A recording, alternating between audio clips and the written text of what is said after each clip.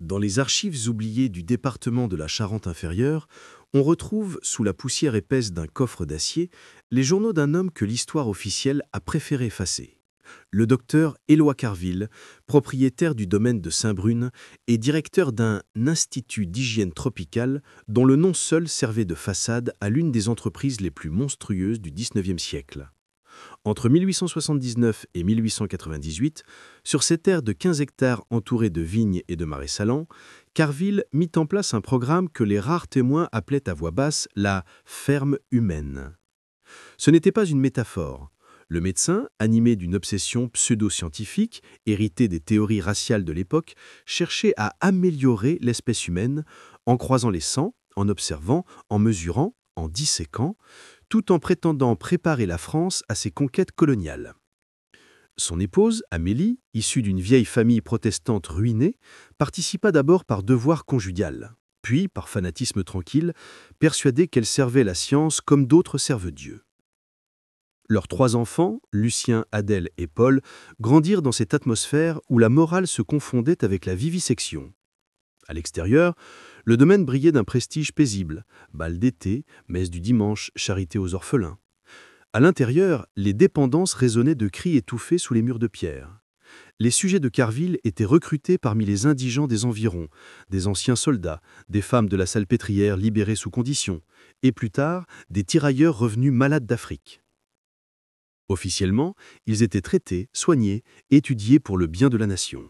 En réalité, ils servaient de matière première à une expérimentation sur l'hérédité de la souffrance. Carville notait tout avec une précision glaciale.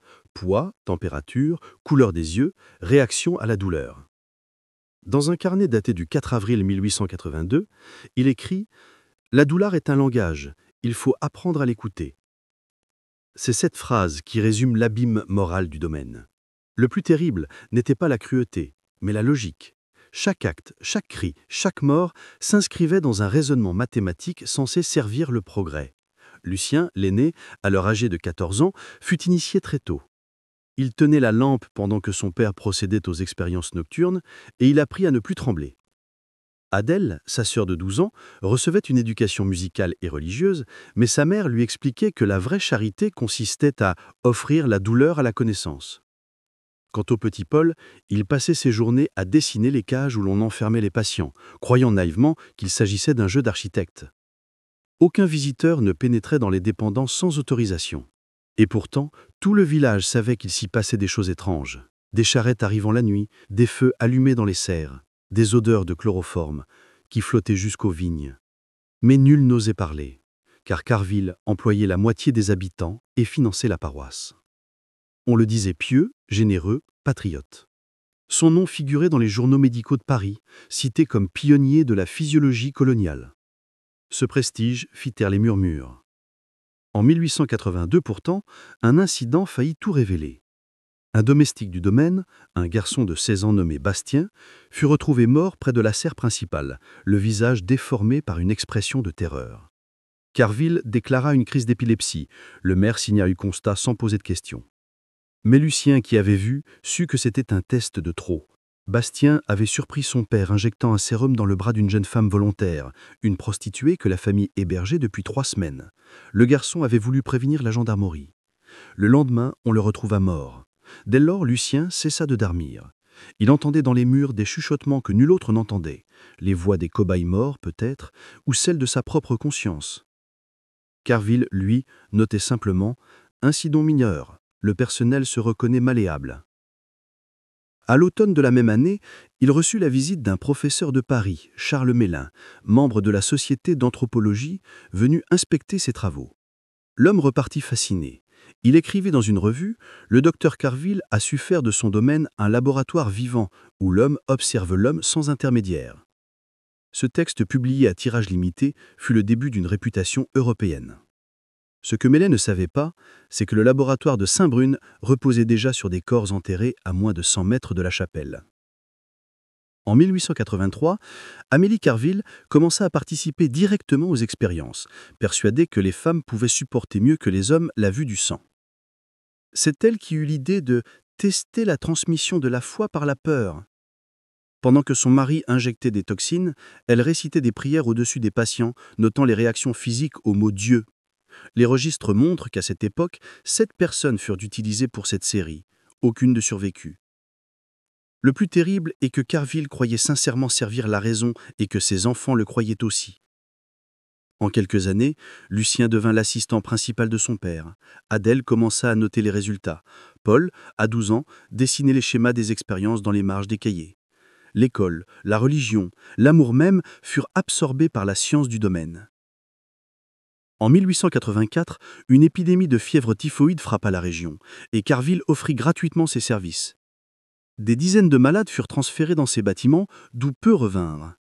Le gouvernement local, impressionné par la baisse du nombre de contagions, le félicita. Le journal de Rochefort parlait d'un héros de la santé publique. Nul ne sut que la fièvre avait simplement trouvé un autre foyer, plus silencieux. La même année, Lucien écrivit en cachette dans son propre carnet. « Je crois que Dieu nous observe et qu'il pleure. » C'est la première trace d'une faille dans la famille Carville. Elle grandira jusqu'à engloutir tout le domaine. En 1885, le domaine de Saint-Brûme s'était transformé en un véritable sanctuaire du secret. Des murs blanchis à la chaux dissimulaient désormais les anciens bâtiments de ferme, rebaptisés pavillons d'observation. Les voisins, qui jadis voyaient la famille Carville aux offices du dimanche, remarquaient leur absence croissante. Amélie priait désormais dans une chapelle privée qu'Éloi avait fait construire au fond du verger, tout près du puits où l'on versait les restes des dissections. Les villageois disaient qu'une odeur d'alcool brûlé et de fer chaud s'élevait parfois la nuit, mais personne n'osait demander pourquoi. Carville avait obtenu de la préfecture l'autorisation officielle de mener des recherches sur les fièvres coloniales, ce qui lui permettait d'importer des échantillons biologiques venus du Sénégal et de l'Indochine, et même de recruter, sous couvert de traitement, quelques hommes indigènes rapatriés des colonies. Il les appelait les voyageurs du corps, et il les faisait vivre dans un pavillon isolé, dont les fenêtres restaient fermées jour et nuit. Dans ses carnets, il écrivait « L'Afrique est notre miroir.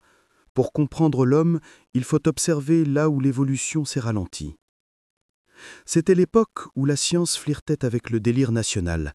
Les journaux célébraient Pasteur et ses vaccins, les écoles parlaient de missions civilisatrices, et Carville, grisé par cette ferveur, se prenait pour un prophète. Lucien, à 17 ans, commençait à s'opposer timidement à lui, mais chaque objection se noyait dans la voix autoritaire du père. « Tu n'as pas le droit d'hésiter, nous écrivons l'avenir de la médecine. » Un soir d'hiver, un des voyageurs s'enfuit du pavillon. On retrouva son corps le lendemain dans la mare, la bouche pleine de vase. Officiellement, un suicide. Officieusement, une exécution. Le curé du village, l'abbé Delorme, fut convoqué pour bénir le corps. Il ressortit blême, jurant qu'il avait vu sur la peau de l'homme des marques de brûlures étranges, comme des caractères gravés au fer. À partir de ce jour, il cessa de saluer les Carville sur le marché. Amélie prit cela pour une épreuve divine et intensifia les prières. Elle faisait réciter des litanies à ses enfants avant chaque repas, demandant à Dieu de sanctifier leurs travaux. Adèle, à 15 ans, commençait à comprendre l'horreur, mais l'amour filial la liait à sa mère.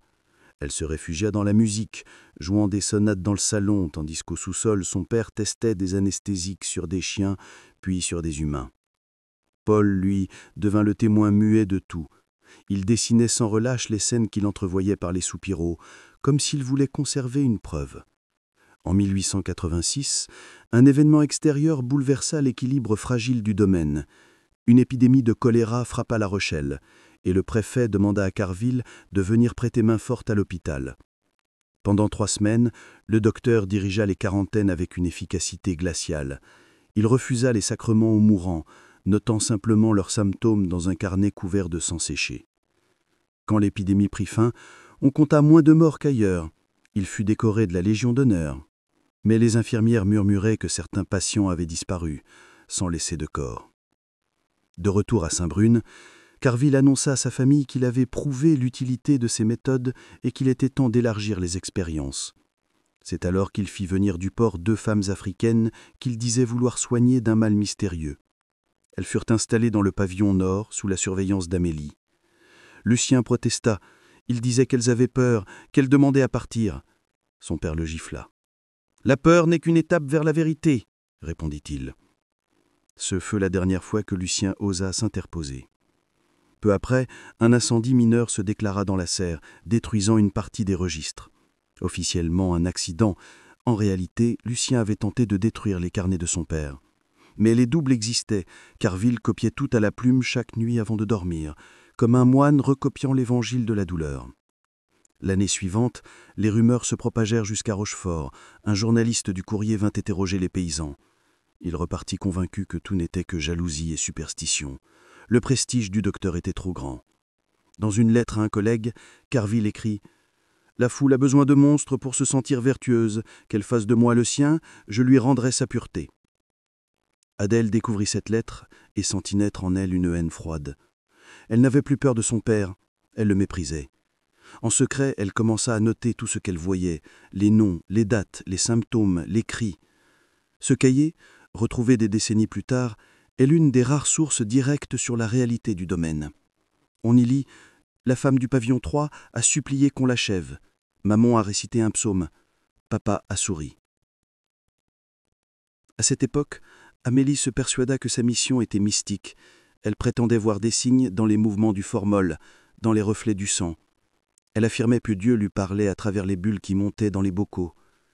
Lucien, terrifié, envisagea de fuir. Il prépara un sac, quelques pièces, un carnet. Mais la nuit de sa fuite, il entendit maman prier pour lui dans la chapelle. Sa voix tremblait. « Seigneur, ne permets pas qu'il renie ton œuvre. » Lucien referma la porte et resta. C'est alors que le drame le plus abject du domaine survint. Au printemps 1888, une des 2 femmes africaines donna naissance à un enfant dans le pavillon nord. Elle mourut dans la nuit. L'enfant survécut. Carville nota « Premier résultat viable ». Il décida d'élever le nourrisson au sein de la famille comme une expérience vivante. Amélie accepta, persuadée que l'enfant était un signe divin. On lui donna un prénom français, Joseph. Pour le monde extérieur, c'était un orphelin adopté. Pour le docteur, c'était une preuve. Lucien Leny y vit une malédiction. Ce nouveau-né, moitié science, moitié péché, allait devenir le centre invisible de tout ce qui suivit. À la fin de l'année 1889, le domaine de Saint-Brune ressemblait à une forteresse de pierre figée dans la lumière grise des marais. De loin, tout paraissait intact. Les toits d'ardoises étincelaient sous la pluie, les vignes formaient encore des lignes parfaites, les ouvriers travaillaient en silence, les cloches de la petite chapelle tintaient chaque dimanche, mais pour ceux qui vivaient derrière ces murs, le temps s'était arrêté. Le docteur Éloi Carville, jadis un homme au port droit et à la parole tranchante, s'était métamorphosé en créature nocturne, ne dormant presque plus, vivant de café et d'éther, ses yeux injectés de sang, ses mains couvertes de fines cicatrices que nul ne savait expliquer. Il passait des jours entiers dans la cave transformée en laboratoire, entouré de bocaux contenant des fragments de corps conservés dans le formol. Amélie, son épouse, priait sans cesse, agenouillée devant l'autel domestique où brûlait en permanence une bougie qu'elle disait être la flamme de la purification. Lucien, leur fils aîné, âgé désormais de 20 ans, ne quittait plus la propriété. Son visage portait les traits tirés de ceux qui ont vu trop de sang et pas assez de ciel. Adèle, sa sœur de 17 ans, écrivait des lettres qu'elle n'envoyait jamais, adressées à un Dieu qu'elle ne reconnaissait plus. Quant au petit Paul, il s'était réfugié dans un mutisme presque complet, communiquant par des dessins inquiétants où apparaissaient des silhouettes sans visage entourées d'auréoles de lumière. Et au centre de tout cela, il y avait l'enfant Joseph, 4 ans, la peau dorée, les yeux d'ambre, né du programme insensé du docteur, cet enfant qu'Amélie appelait le miracle, mais que Lucien considérait comme le signe tangible de la malédiction qui pesait sur leur maison. Au fil des mois, Joseph développa un comportement étrange. Il parlait rarement, riait parfois seul en fixant les murs, semblait écouter des voix que nul n'entendait. Quand on le touchait, il se figeait comme un animal pris dans la lumière. Amélie prétendait qu'il voyait les anges. Éloi disait qu'il percevait les courants invisibles de l'énergie humaine. Lucien, lui, sentait que l'enfant portait en lui quelque chose que la science n'aurait jamais dû approcher. Le docteur, obsédé par son succès, se mit à consigner méticuleusement chaque geste du garçon, son sommeil, ses réactions à la douleur, la vitesse de sa respiration. Il le soumettait à des expériences d'une cruauté froide, immersion dans l'eau glacée, exposition prolongée à la chaleur, injection de substances dont il notait ensuite les effets. Adèle l'assistait parfois, impuissante, sous prétexte d'aider sa mère à préparer les instruments. Chaque soir, elle montait dans sa chambre et jouait du violon jusqu'à l'aube pour couvrir les gémissements venant du pavillon nord. En 1890, le docteur fit construire un second bâtiment, plus solide, au fond du domaine. Officiellement, c'était une annexe destinée à l'observation des malades de passage. En réalité, c'était une prison expérimentale. Il la baptisa « l'oratoire », nom qu'il justifiait par la phrase qu'il répétait sans cesse « Ici, la chair prie pour nous ». Les habitants du village voyaient parfois passer des carrioles bâchées la nuit, escortés par 2 hommes en blouse. On disait que des sans-abri de la Rochem et des patients de l'hospice Saint-Jacques disparaissaient mystérieusement après leur admission chez Carville. Personne n'osa inquiéter. Le docteur était un bienfaiteur, un homme de réputation nationale, et la peur qu'il inspirait suffisait à étouffer la curiosité. Pendant l'hiver 1891, Joseph tomba gravement malade. Sa peau devint livide, ses yeux vitreux, il refusait de s'alimenter. Amélie priait jour et nuit. Mais Éloi y vit une occasion unique d'étudier la résistance des enfants aux fièvres coloniales. Il nota sur son registre « Sujet 14, fièvre persistante, objectif prolonger la survie au-delà de la limite naturelle ». Il administra des doses de sérum expiré, préleva du sang, mesura les convulsions avec un chronomètre. Lucien tenta de s'interposer. Il supplia son père d'arrêter, menaça d'aller voir la gendarmerie. Éloi répondit calmement « Tu ne comprendras jamais que toute souffrance utile est sacrée ». 3 jours plus tard, l'enfant mourut dans ses bras. Amélie hurla, puis tomba à genoux. Le docteur ferma les yeux de Joseph de ses propres doigts, nota la date et murmura « Premier échec, mais preuve de viabilité du protocole ». Il ordonna qu'on enterre le corps derrière la chapelle, à côté des anciens cobayes. Amélie refusa d'assister à l'enterrement. Elle resta dans la chambre, serrant contre elle le vêtement de l'enfant. Cette nuit-là, elle prétendit voir Joseph apparaître au pied de son lit, tenant une bougie qui ne fondait pas. Dès lors, sa folie se mua en mysticisme. Adèle, bouleversée, se tourna contre son père. Elle écrivit à un journaliste parisien dont elle avait entendu parler dans un journal, Victor Nérac, un jeune rédacteur du Courrier médical, pour lui confier ce qu'elle avait vu. La lettre mit 3 semaines à lui parvenir. En avril 1892, Nérac arriva au village, sous un faux prétexte. Il se présenta comme un peintre venu étudier les paysages maritimes. Pendant plusieurs jours, il observa la maison, nota les allées et venues, interrogea les villageois. Finalement, il obtint une entrevue avec Éloi Carville, qu'il présenta comme un entretien d'ordre scientifique. Le docteur l'accueillit poliment, le fit descendre au laboratoire et lui montra ses instruments, ses bocaux, ses registres. Nérac, horrifié, comprit immédiatement l'ampleur de la folie. Le lendemain, il repartit précipitamment pour Paris. Mais il n'arriva jamais. Son corps fut trouvé 2 semaines plus tard dans la Charente, la tête brisée contre un rocher. Le décès fut classé comme accidentel. Lucien, convaincu que son père avait fait disparaître le journaliste, cessa de lui adresser la parole. C'est à partir de ce moment que le manoir devint une maison du silence. Les servantes partirent une à une, les villageois évitaient le chemin qui longeait la propriété, seul le postier déposait encore le courrier, glissant les lettres sous le portail sans jamais frapper.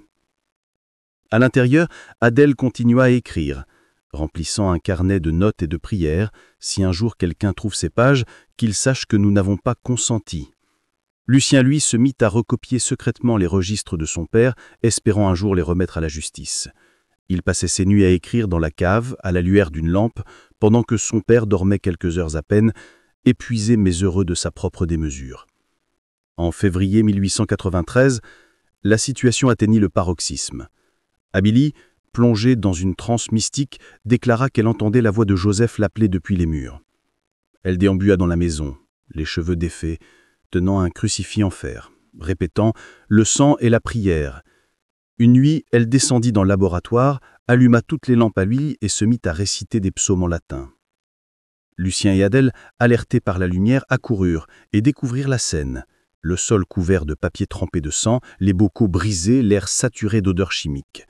Au centre, leur père écrivait sur le mur avec sa propre main « La chair parle, Dieu m'écoute ». Adèle voulut l'arrêter, mais il se tourna et la frappa au visage. Lucien intervint, une lutte s'engagea, un feu prit dans un coin de la pièce, dévorant les registres. Ce fut le chaos. Quand les flammes furent enfin éteintes, Amélie gisait inanimée, le visage couvert de suie, le docteur blessé au bras, Lucien et Adèle en larmes. Les jours suivants, le silence revint, mais un silence différent, épais, presque matériel. Le docteur resta enfermé dans son bureau, le bras bandé, écrivant sans cesse. Lucien essaya de convaincre sa sœur de partir, de fuir à Paris, de tout raconter à la presse ou à la police. Elle hésita, puis refusa. S'ils savent, ils nous enfermeront aussi. La peur, la honte et l'amour mêlés les retinrent à Saint-Brune, prisonniers d'un enfer qu'ils croyaient mériter. Au printemps, Amélie se remit à parler seule, persuadée que Joseph allait revenir pour les sauver. Le docteur lui affirma avoir trouvé le moyen de restaurer la vie par l'électrolyse des tissus. Lucien sentit qu'il n'y aurait plus de retour possible. En secret, il enterra dans le jardin les quelques pages du carnet qu'il avait réussi à soulever des flammes enveloppées dans une toile cirée. Ces pages, retrouvées près d'un siècle plus tard, décrivent avec précision l'état du domaine en 1893. Une maison sans bruit, où l'air lui-même semblait pourri par les prières et la peur. Un lieu où chaque porte grissait comme un souvenir, et où l'on entendait parfois très faiblement un rire d'enfant venu d'aucune bouche vivante. C'est à ce moment-là que le pays tout entier célébrait l'entrée dans la modernité, l'électricité, les tramways, les expositions universelles, que Saint-Brune sombra définitivement hors de temps, refermant sur lui ses secrets comme un cercueil hermétique. Ceux qui passaient sur la route de Rochefort voyaient encore, certaines nuits, une lueur tremblante dans la tour sud, et disaient « Ce n'est pas une lampe, c'est une âme ». Et ils pressaient le pas parce que personne n'osait plus prononcer le nom d'Écarville à voix haute. Au commencement de 1894, le domaine de Saint-Brune paraissait toujours debout, mais il ne vivait plus. Ses murs transpiraient l'humidité et les fenêtres, closes depuis des mois, reflétaient à peine la lumière du dehors. Les paysans évitaient la route qui longeait la propriété, car ils juraient avoir entendu des coups sourds venant du sous-sol et, certains soirs de tempête, une cloche sonnait toute seule dans la chapelle. À l'intérieur, la famille Carville survivait dans une lente décomposition. Le docteur Éloy, amaigri, les cheveux blanchis, s'était réfugié dans un fanatisme scientifique qui touchait à la démence. Il ne parlait plus qu'à ses carnets, rédigeant des équations illisibles sur les marges des lieux registres brûlés, traçant des cercles et des symboles qu'il prétendait correspondre aux lois invisibles de la résurrection. Amélie, ravagée par la perte de Joseph, passait ses journées prostrée devant l'autel domestique, le crucifix serré contre sa poitrine, persuadée que Dieu exigeait encore un sacrifice pour pardonner leurs fautes. Adèle, lasse et silencieuse, s'occupait d'elle, préparait le peu de nourriture qu'il consommait, écrivait dans son journal des phrases brèves comme des éclats de lucidité. « Je crois que la maison nous dévore. Chaque respiration qu'on y prend devient poussière. » Quant à Lucien, il errait d'une pièce à l'autre, entre la haine et la pitié, guettant l'instant où son père cesserait de craindre un homme. Au printemps, un événement vint fissurer la clôture du silence. Un inspecteur de santé publique mandaté par la préfecture de La Rochelle se présenta au portail pour vérifier les conditions d'hygiène du laboratoire après la disparition de plusieurs malades de l'hospice. Il s'appelait Barthélemy Renaud, un homme méticuleux, ancien médecin militaire. Lucien, profitant de l'absence de son père, le fit entrer discrètement et lui confiait quelques mots hachés sur les expériences sur les disparus, sur l'enfant Joseph. Mais Amélie, entendant des voix dans le vestibule, accourut, les yeux fous. Elle prit Renaud pour un envoyé du diable. Éloy arriva à ce moment-là, furieux, et congédia l'inspecteur sous menace de poursuite. 2 jours plus tard, le rapport officiel mentionna aucune irrégularité. Renaud, cependant, revint en secret, accompagné d'un gendarme. Ils s'introduisirent de nuit dans les dépendances.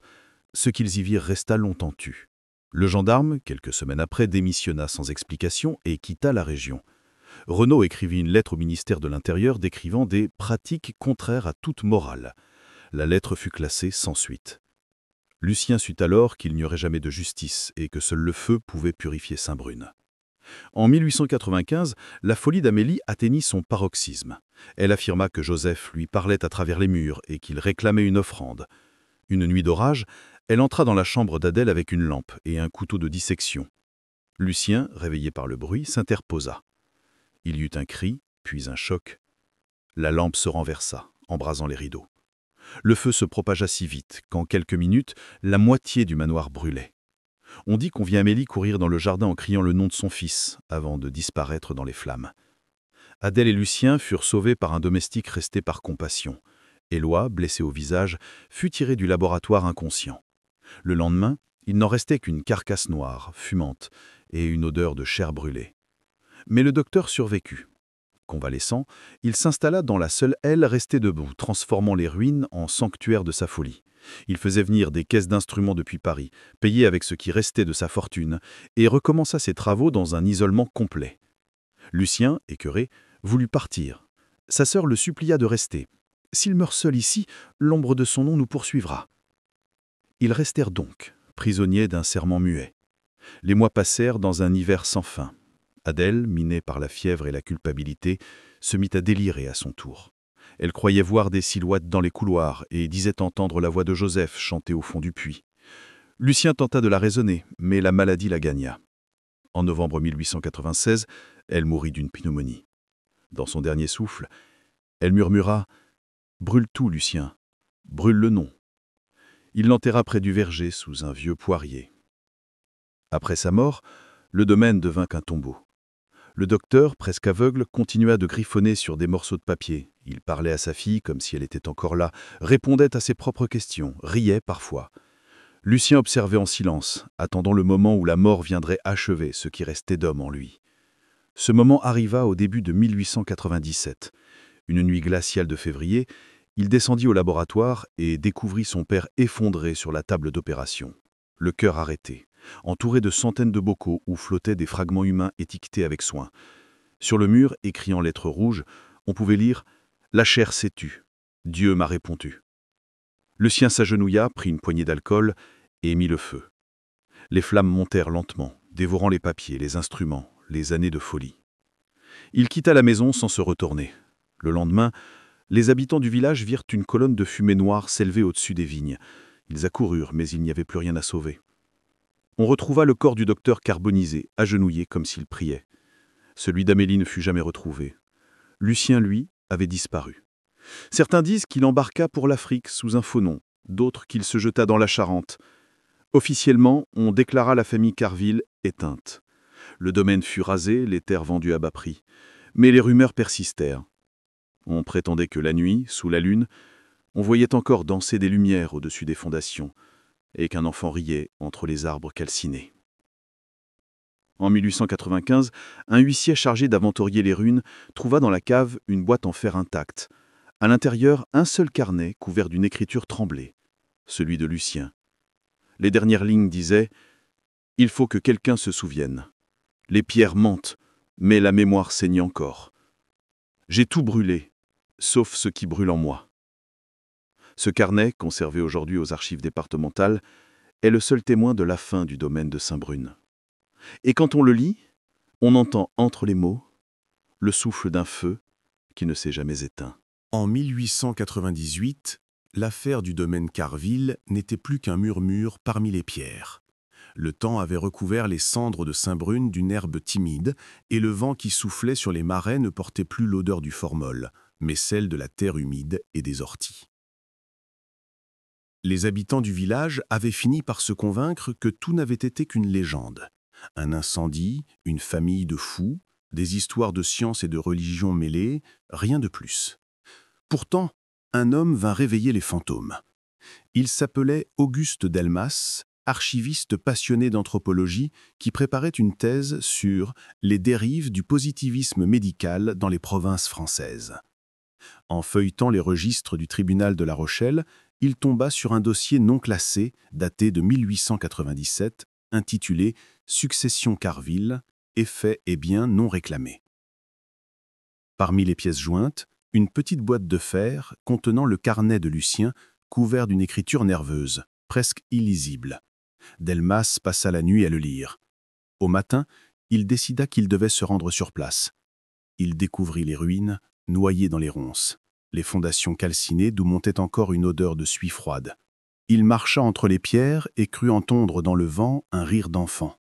Ce qu'il trouva ce jour-là, des éclats de verre, un morceau de cuivre, un crucifix tordu, fut suffisant pour nourrir sa curiosité et sceller son destin. De retour à Paris, il rédigea un article pour la Revue d'hygiène et de médecine légale intitulé « Le cas Carville, étude d'un laboratoire familial ». L'article fit scandale. Les uns l'accusèrent d'inventer, les autres y virent la preuve d'un complot anticlérical. Les milieux médicaux se divisèrent. Certains réclamaient qu'on ouvre une enquête, d'autres voulaient étouffer l'affaire pour protéger l'honneur de la profession. Pendant quelques mois, le nom Carville réapparut dans les journaux. Puis tout retomba. Mais Delmas ne renonça pas.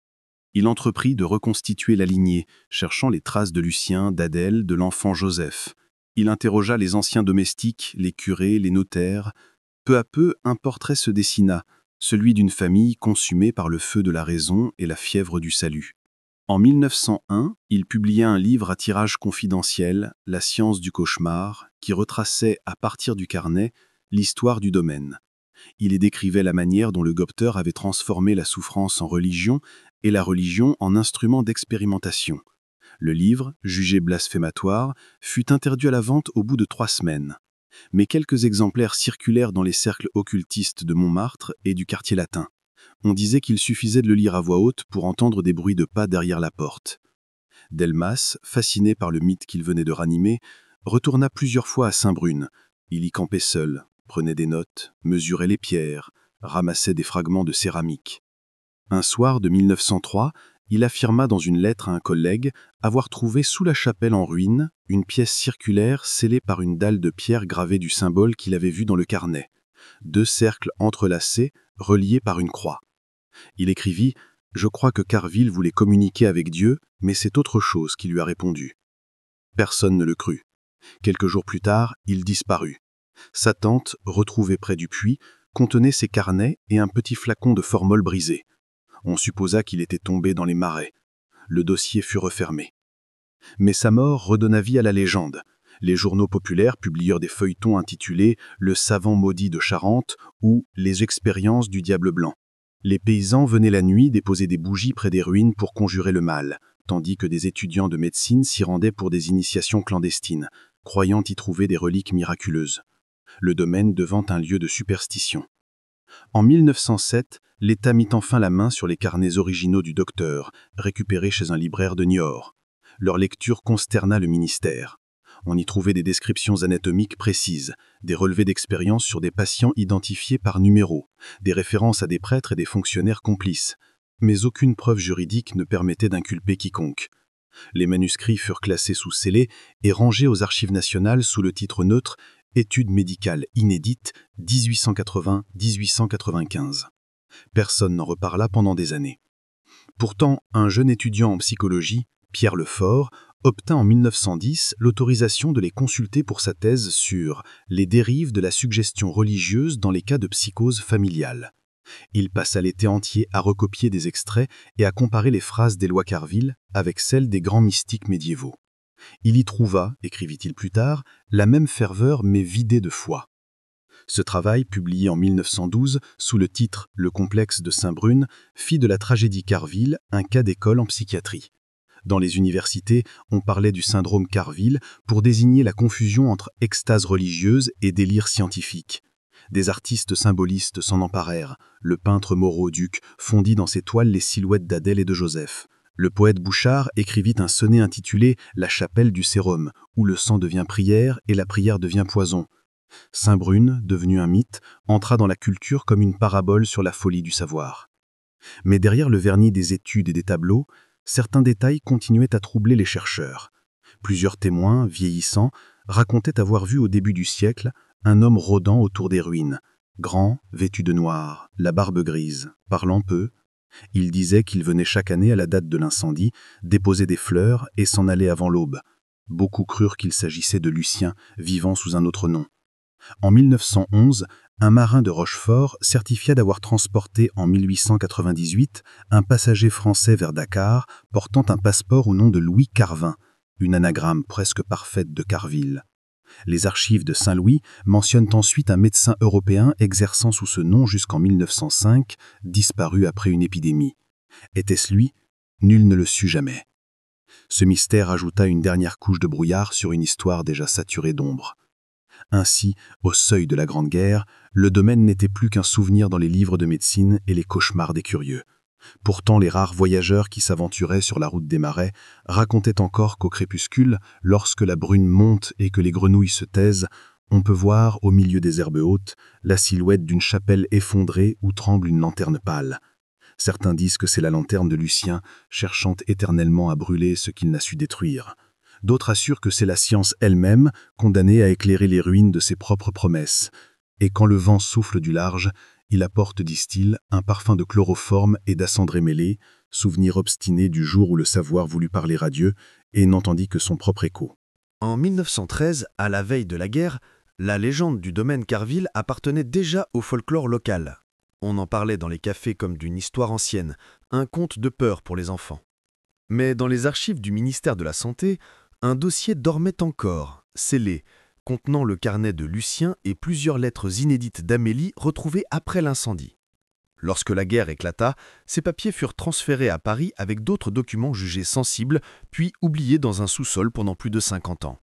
Pendant ce temps, les champs recouvrirent les ruines, on planta du blé sur les fondations, et les survivants du village, vieillissant, n'en parlaient plus qu'à voix basse.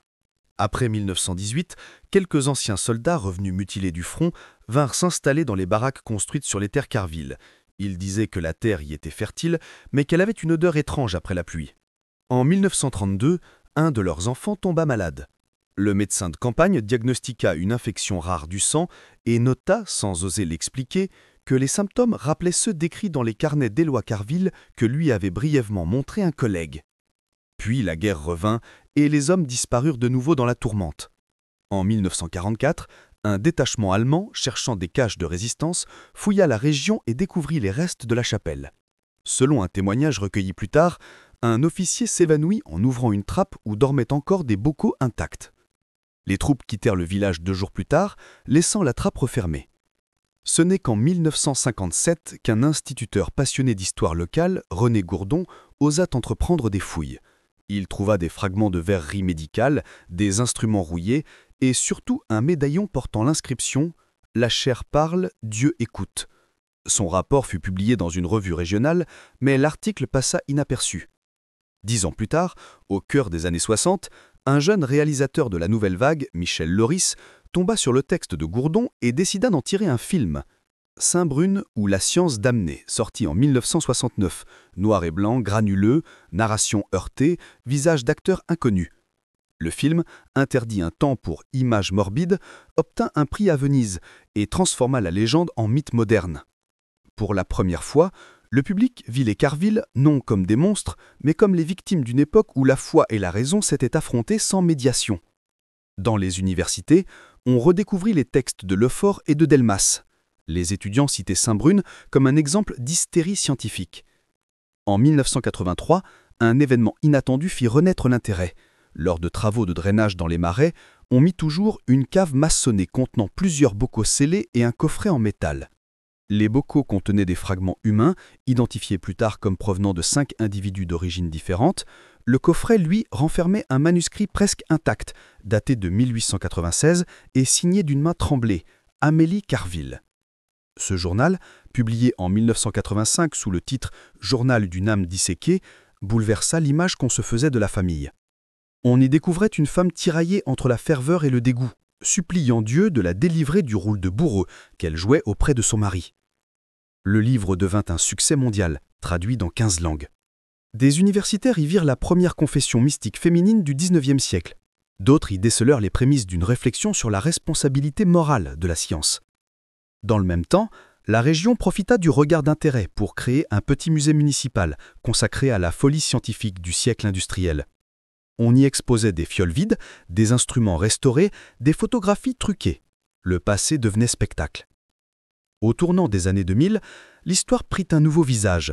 Des chercheurs en génétique, étudiant les populations locales, découvrirent par hasard une lignée rare de marqueurs biologiques correspondant à ceux décrits dans les notes des lois. Ces séquences semblaient remonter à un seul individu ayant vécu vers 1885, le sujet Joseph. Les journaux s'emparèrent du scandale. « Les enfants de Saint-Brune existent-ils » titrait Le Monde.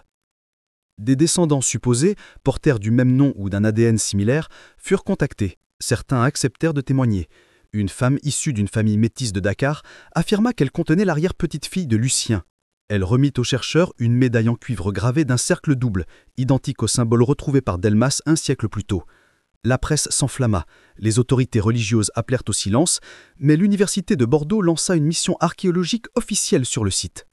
Les fouilles menées entre 2004 et 2007 mirent au jour les fondations du laboratoire, la chapelle écroulée et sous le sol une fosse contenant plusieurs squelettes mêlés.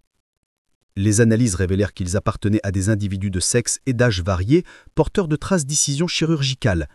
Le rapport final conclut « Les preuves matérielles confirment l'existence d'expérimentations humaines pratiquées entre 1880 et 1895 sous la direction probable du docteur Éloi Carville. » Le ministère de la Culture classe le site au titre des monuments historiques, non pour le glorifier, mais pour qu'il reste un avertissement.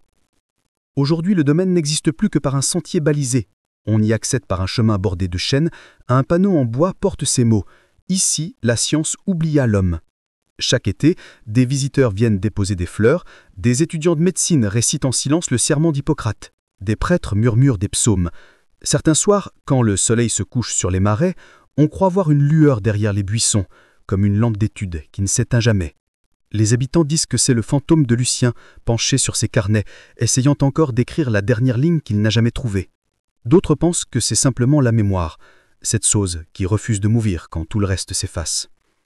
En 2017, pour le centenaire de la mort présumée de Lucien, une exposition itinérante intitulée « Les héritiers de la cendre » parcourut la France. Manuscrits, instruments, extraits de films, œuvres contemporaines inspirées de l'affaire. Le catalogue d'exposition se terminait par une phrase de son carnet. « Il ne faut pas chercher la lumière dans la chair, mais la chair dans la lumière ». Cette phrase, devenue devise officieuse des chercheurs en éthique médicale, résume sans doute le légat paradoxal de Saint-Brune, une prière adressée à la raison pour qu'elle se souvienne de la fragilité de l'âme. Car si le domaine a brûlé, son ombre demeure, planant au-dessus de chaque expérience où l'homme par orgueil oublie que la connaissance n'est qu'une autre forme de compassion. Et peut-être est-ce là, dans ce souvenir persistant d'un feu ancien, que se trouve la vraie résurrection de Saint-Brune, non dans les cendres qu'on expose, mais dans la honte qui nous oblige à rester humains.